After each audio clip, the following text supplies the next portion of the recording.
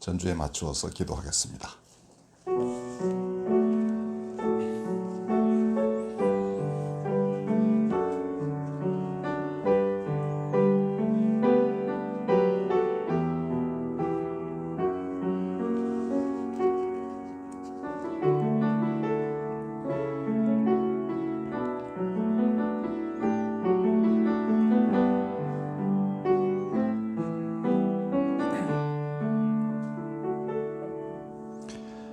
은사슬이 끊어지면 금그릇이 떨어져 부서진다. 두레박끈이 끊어지면 물동이가 깨진다. 그렇게 되면 티끌로 된 몸은 땅에서 왔으니 땅으로 돌아가고 수음은 하나님께 받은 것이니 하나님께로 돌아가리라. 설교자는 말한다. 헛되고 또 헛되다. 모든 것이 헛되다. 영광송 5장 부르겠습니다.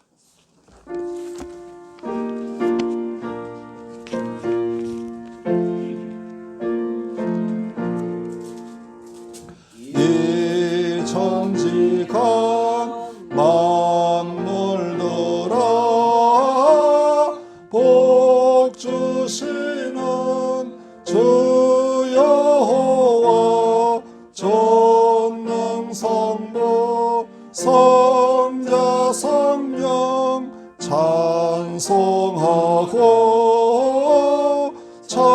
찬송하세.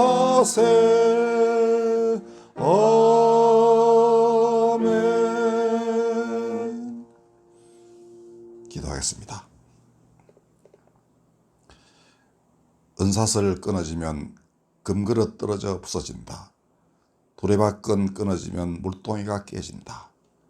우리 목숨 다하면 육신은 흙으로 돌아가고 숨은 하나님께로 돌아갑니다. 그 돌아갈 숨이 더럽다면 어찌 우리가 하나님 앞에 감련히 설 수 있겠습니까? 모든 땅의 영화가 헛된 것이고 진실로 신령과 진정으로 하나님을 찾은 그 사람의 발걸음만 하나님 영광스럽게 변할 터이니 이 인생들이 그 진리를 깨닫고 진실로 영과 진리 안에서 살게 하여 주시옵소서. 오늘 우리 드리는 이 작은 경배 하나님 기뻐 받으시옵고 어느 곳에 있든지 우리 사랑하는 성도들 장중한의 눈동자처럼 보호하여 주시옵소서. 이 땅의 앞날을 친히 지키시옵고 특별히 북한 땅에 하나님 당신의 기운이 온통 모든 사람을 덮어 새로운 나라가 거기에 세워지게 하여 주시옵소서. 악인은 물러가고 어둠은 사라지고 멸망에 가져간 것은 자기 자리 찾아 물러나게 하여 주시옵소서. 사랑 많으신 아버지 하나님, 오늘의 경배 위에 하나님 축복하시고 예비하신 일용할 양식으로 저희에게 허락하여 주옵소서. 우리 주님 예수 그리스도 이름으로 기도드렸습니다. 아멘. 성경 읽어드리겠습니다. 너의 걱정을 야훼께 맡기어라. 주께서 너를 붙들어 주시리니 착한 사람 망하도록 절대로 버려두지 않으시리라. 아멘. 성경 잠언 3장 1절에서 10절. 내 아들아 나의 법을 잊어버리지 말고 내 마음으로 나의 명령을 지키라. 그리하면 그것이 내가 장수하여 많은 해를 누리게 하며 평강을 더하게 하리라. 인자와 진리가 내게서 떠나지 말게 하고 그것을 내 목에 매며 내 마음판에 새기라. 그리하면 내가 하나님과 사람 앞에서 은총과 기중의 여김을 받으리라. 너는 마음을 다하여 여호와를 신뢰하고 내 명철을 의지하지 말라. 너는 범사에 그를 인정하라. 그리하면 내 길을 지도하시리라. 스스로 지혜롭게 여기지 말지어다. 여호와를 경외하며 악을 떠날지어다.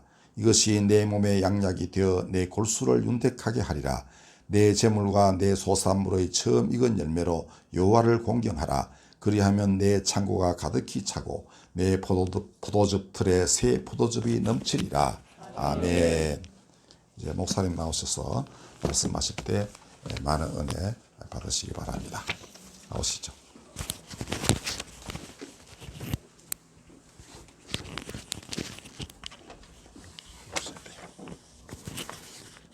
할렐루야.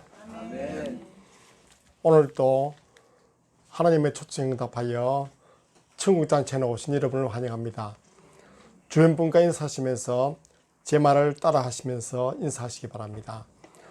주님의 이름으로 환영합니다. 하나님은 당신을 사랑하십니다. 하나님이 주시는 복 많이 받으세요. 하나님이 복 주시는 법을 배우세요. 다시 하겠습니다. 하나님이 복 주시는 법을 배우세요. 아멘. 멀리 호주에서 온 라이얼 선교사, 이름이 오르지요. 한국 이름으로 라 대백입니다. 나간사님의 할아버지쯤 되는지 모르겠습니다. 이분은 이제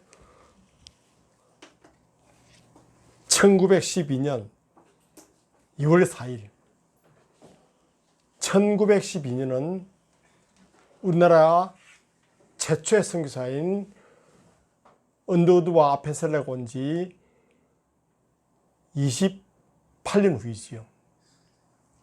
그리고 한국 최초의 교회가 세워진 지 25년 후인 아주 오래된 옛날입니다. 물론 여러분은 날짜를 기억할 필요 없지요. 그저 1912년은 지금부터 한 107년 전이군요.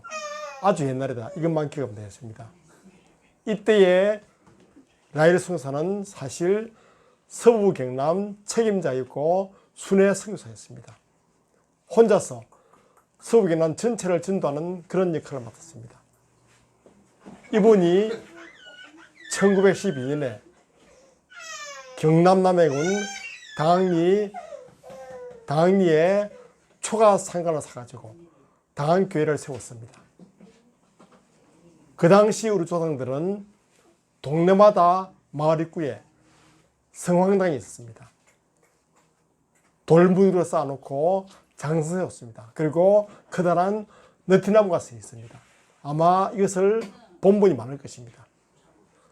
동네 사람들은 마을로 들었을 때마다 그 장승이나 너티나무 앞에서 내가 복을 받고 우리 집안이 잘 되게 하옵소서 다 기도하고 지나갔습니다. 이제 그때도 순회 선교사가 당항마을에 들어와서 전도했습니다. 그때는 당항마을 앞에도 지금도 무려 수백 년 된 너티나무가 있습니다. 아마 어른 아름으로 한 서너 아름 될 것입니다. 엄청나게 큰 너티나무입니다. 그 너티나무가 비바람과 벼락 맞아 오랜 세월이 지나면서 나무가 부러지고 그 부러짐까지 해서 썩어 문드러지만 다시 새순이 돌아와서 아주 울창한 그늘을 둡니다. 그 나무 그늘에서 사람들이 쉬고 있습니다. 그 순회 선교사가 이제 전도했습니다. 여러분 아마 저처럼 말이 좀 서툴렀겠지요. 여러분 이 나무가 왜 속이 썩었는지 아세요? 좀 대답을 구했습니다. 왜냐하면은 여러분이 이 나무 앞에서 복 달라고 기도하지요. 이 나무는 복 못 줍니다. 그래서 속이 상해서 썩은 것입니다. 사람들이 고개를 끄덕였습니다. 복은 하나님이 주시는 것입니다. 여러분이 복 받으려면 교회에 와서 하나님께 복 달라고 기도하고 하나님의 뜻대로 살면 됩니다. 자, 여러분은 예수 믿고 복 받으세요. 그렇게 전했습니다. 그 말을 들은 많은 사람이 교회 나갔습니다. 물론 그 많은 사람을 다 소개할 수 없지만 그 중에 한 사람 정차수 청년이 있었습니다. 그 청년은 그 당시 남명보통학교, 남명보통은 무려 1921년에 세워진 남해 몇 안 되는 최초의 초등학교였습니다. 그때는 초등학교도 공학금 내었지요. 그 남맹보통학교를 공학금 내면서 졸업한, 말하자면은 남해 당학 말의 인텔이었습니다. 그때는 초등학교가 최고 학부였거든요. 그 말들은 정차수청이는 뭔가 깨달았습니다. 그래서 그 성육세전으로 교회 나갔습니다. 정차수청인이 22살 되는데, 지금은 어린아이지만은 그때는 노총각이었습니다. 교회 조사가 중미에서 그를 무려 30일이나 떨어진 마을에서 중미에서 처녀와 결혼시켰습니다. 그때 여러분은 모르겠지만은 저희들의 결혼 적령기가 몇 살인지 아십니까? 무려 16세였습니다. 그런데 그 처녀는 예수 믿는 총각하나라고 무려 19살 때까지 결혼 못했습니다. 노처녀지요. 그저 예수 믿는다는 이유로서 이 노처녀와 결혼해서 그를 데려왔습니다. 그리고 두 사람은 2남 5女를 설해해 두었습니다. 그동안 정차수청년은 이제 일제시대에 징용으로 끌려가서 고생도 하고 해방맞이하여 한국에 들어와서는 순천 고등 성경학교에 갔습니다. 보통 학교 나온 학력으로서 고등 성경을 간 것입니다. 아마 이런 학교가 드물어서 찾아갔던 것입니다.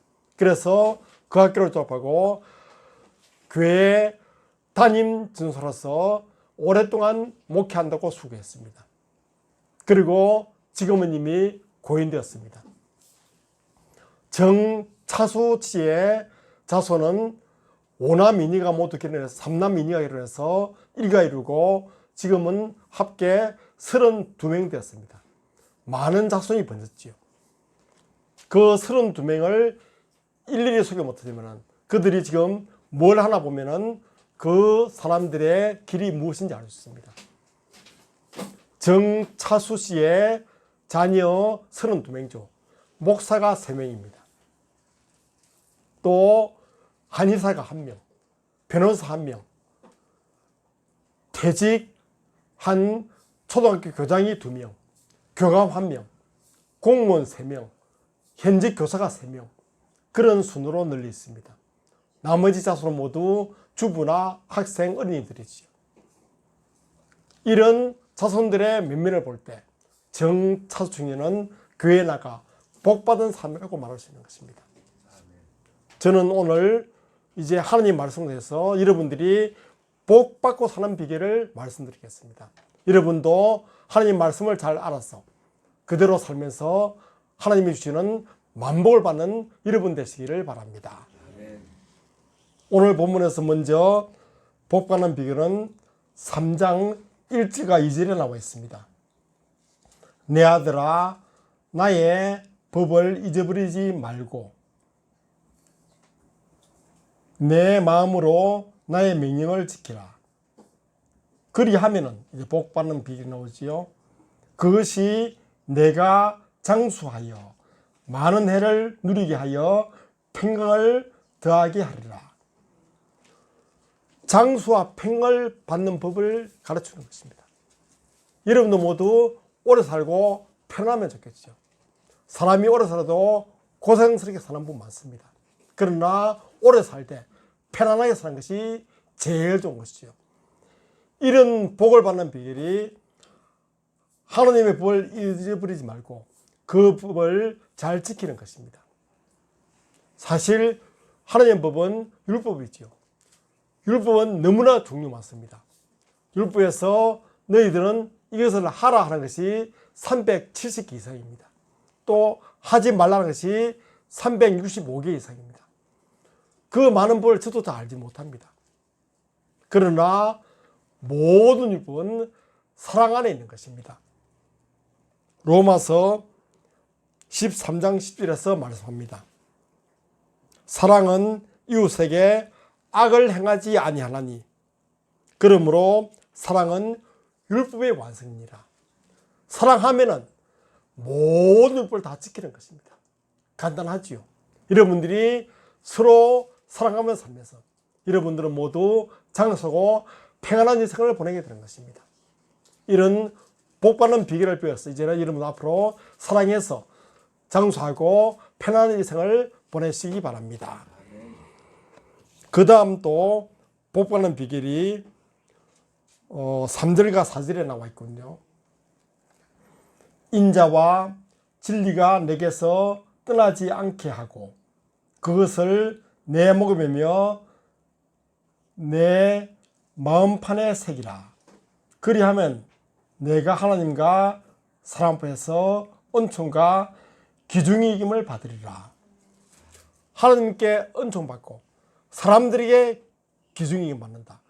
너무나 좋은 것이지요. 이런 복 받는 비결이 바로 인자와 진리를 마음판에 새겨서 그대로 살아가는 것입니다.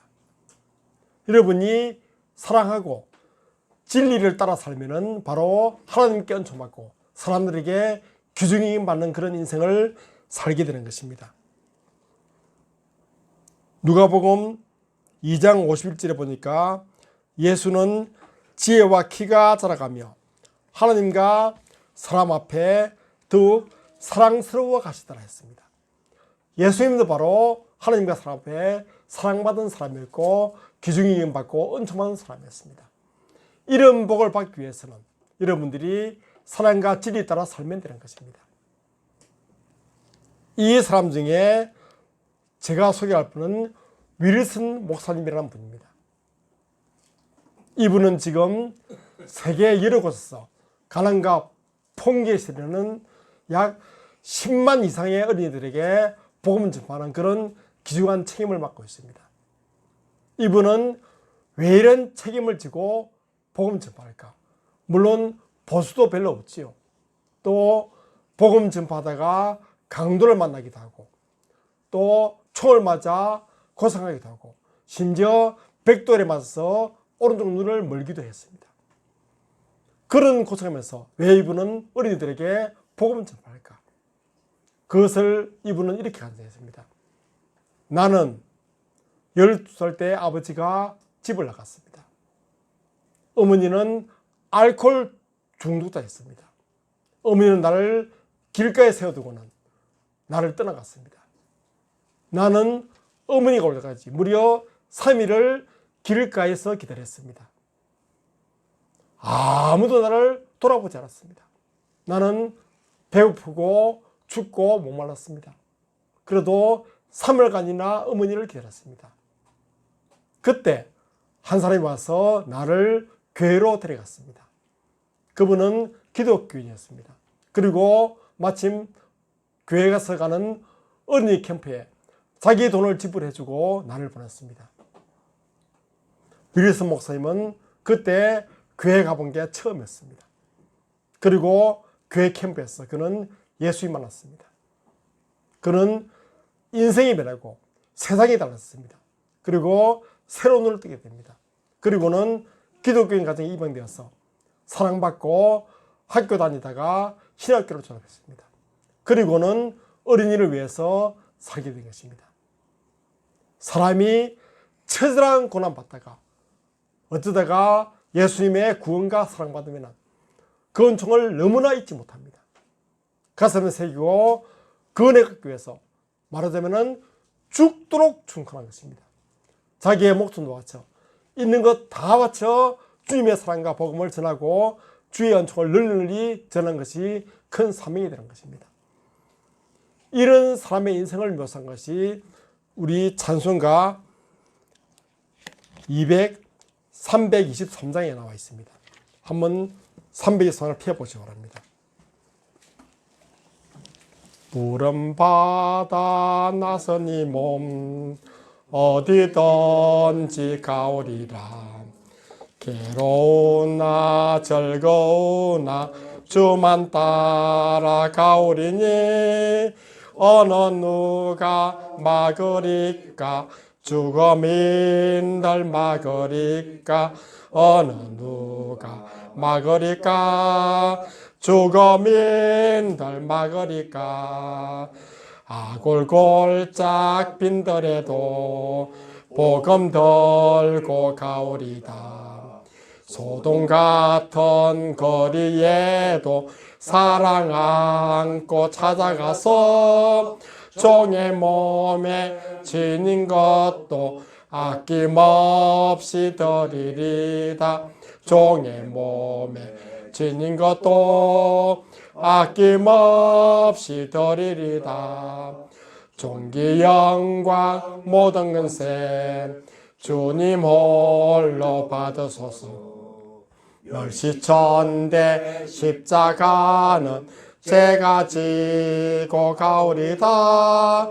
이름 없이 빛도 없이 감사하며 섬기리다. 이름 없이 빛도 없이 감사하며 섬기리다. 아멘. 이런 가사 그대로 윌슨 목사님은 아골골장에도 소돔 같은 거리에도 가서 복음 전하고 이름 없이 빛도 없이 살아갔던 것입니다. 여러분도 진정 주님의 사랑을 받고 구원받았습니다. 이것을 내게 큰 은혜, 이 세상 무엇과도 바꿀 수 없다 생각하면은 이름 없이 빛도 없이 복음 전하고 여러분의 가진 것도 다 바쳐서 복음 전해서 마침내 하나님과 사람 앞에 귀중형 받고 은총 받는 그런 복된 삶이 되는 것입니다. 이제 여러분은 여러분이 받은 구원과 사랑을 기억해서 항상 주님의 은총 받고 주님의 사랑받는 여러분 되시기를 바랍니다. 아멘. 그 다음 세 번째로 우리가 인생길에서 하나님의 지도하심을 받으려면 5절과 6절을 봐야 됩니다. 본문 5절과 6절 말씀을 다시 한번 보겠습니다.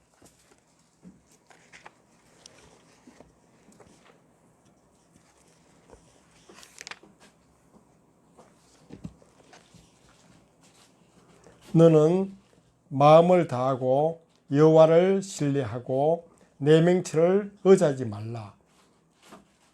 너는 범사의 길을 인정하라. 그래야면 내 길을 지도하시리라. 아멘. 그러니까 그만하게 나 자신만 최고야. 내 마음대로 해. 내가 판단이 최고야. 그러지 말고 하나님을 믿고 그 말씀을 따라 살아가다. 그리하면은 너의 가는 길을 지도한다. 아마 여러분도 인생 살아갈 때 어디로 가야 될까? 앞에 많은 길이 있습니다. 학교 졸업할 때, 전공 택할 때, 또 직장 택할 때, 결혼할 때 나는 무엇을 택할까? 누구를 택할까? 어디로 가나? 고민 많이 했을 것입니다. 그런 경우 많지요. 그때 내 판단, 내가 최고인데 내가 결정하겠지. 내 마음이야. 그러지 말고 하나님은 이럴 때 무엇이라 말씀할까? 내게 어떤 길로 가라 할까? 그렇게 하나님을 신뢰할 때 하나님은 지도하시고 여러분들을 바른 길로 인도하는 것입니다. 이런 고민했던 사람 중에 미국 하버드 대학을 졸업한 프로스트라는 시인이 있습니다. 이 사람은 하버드 대학 졸업하고 시인으로 일생을 살아간 사람이었습니다. 이 사람이 쓴 시 중에 가지 않은 길이라고 하는 시가 있습니다. 물론 저는 다 외우지 못합니다. 간단히 그 시 내용은 이렇습니다. 숲속에 두 갈래 길이 있었네. 나는 그 길을 다 갈 수 없었고 한 길을 택했네. 나는 가지 못한 길을 멀리까지 바라보면서 아쉬워했네. 그리고 나는 아름다운 한 길로 갔었네. 먼 훗날에 나는 이렇게 말하겠지. 내가 택한 한 길로 내 인생이 결정되었다. 나는 내 길로 나를 결정했다. 나는 앞으로도 여러 길을 택할 때 진정 어느 길로 가야 될지 궁금하다. 그런 시를 썼습니다. 사람들은 두 갈래 길에서 맹설입니다. 다 바라보죠. 야, 저 길로 가면 어디로 갈까?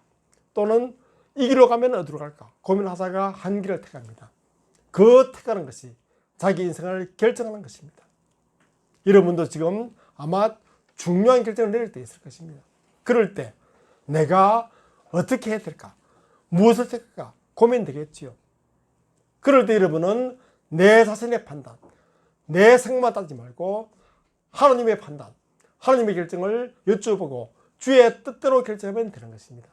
그 길은 선한 길이요 생명길입니다.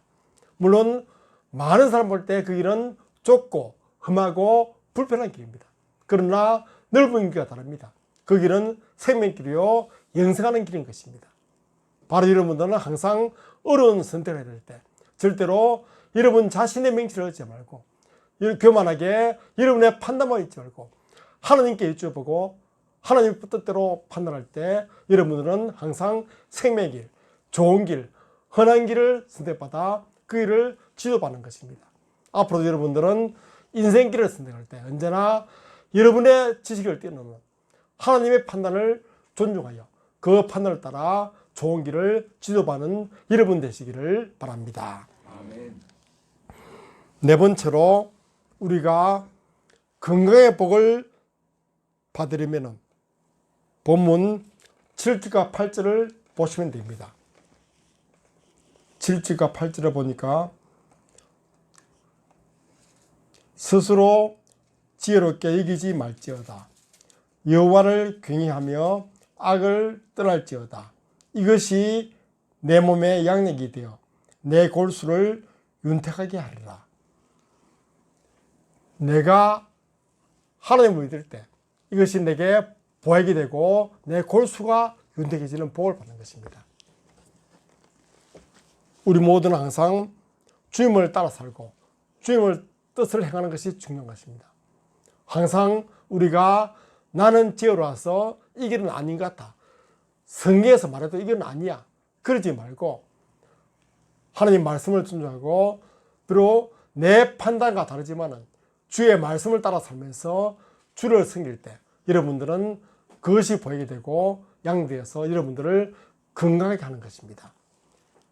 항상 이 길을 잊지 말고 여러분은 설령 순교하더라도 주의 말씀 따르고 주의 뜻 따라서 마침내 건강하게 영생하는 그런 복받는 사람 되시기를 바랍니다. 마지막으로 여러분들의 창고가 가득히 차고 부자가 되는 복 받으려면 오늘 그 말씀이 본문 9절과 10절에 나와 있습니다. 9절과 10절 보니까 내 재물과 내 소산물에 처음 익은 열매로 여호와를 공경하라. 그리하면 내 창고가 가득히 차고 내 포도즙 틀에 새 포도즙이 넘치리라. 여기서 창고가 차고 포도즙이 넘친다. 이 말은 여러분들이 부자가 된다. 이 말과 같은 말이죠. 그래서 여러분들이 부자가 되는 복 받으려면 바로 하나님께 처음 익은 열매를 바치는 것입니다. 아마 농사 짓지 않은 분은 이 말이 좀 어려운 말일 것입니다. 이 말은 뭐냐면은 하나님은 만물의 주인이고 만물을 여러분이 베푼다. 그래서 여러분들은 가장 귀한 것을 하나님께 바쳐서 하나님의 소유권, 주권을 인정하라. 모든 것은 하나님의 것이다. 그런 말씀인 것입니다. 말라기 3장 10절에 보면은 여호와 만군의 여호와가 이르노라. 너희의 온전한 십일조를 바치라. 내가 하늘문을 열고 너희에게 쌓을 곳이 없도록 복을 내리는 것을 보라. 그랬습니다. 하나님께 온전한 십일조는 여러분들에게 하나님은 쌓을 곳이 없을 만큼 풍성한 재물을 주신 것입니다. 이것도 나의 모든 재산, 내가 받은 모든 물질도 하나님의 것이다. 그 중에 10분의 1을 떼어서 하나님께 바친다. 그런 마음으로 산다. 그것입니다. 사실 우리가 이 말씀 앞에서는 좀 망설이지요. 다 내 건데 하나님께 좀 떼어준다. 그런 마음입니다. 아닙니다. 여러분들의 모든 물질은 하나님 것입니다. 그 중에 10분의 9는 여러분들이 쓰고 그 중에 10분의 1만 떼어서 하나님께 바친다. 그런 말씀으로 11조 쓰고 하나님의 복받는 좋은 비결 되는 것입니다. 그리하면은 여러분들의 가정에 쌓을 것을 큰 복을 받는 것입니다.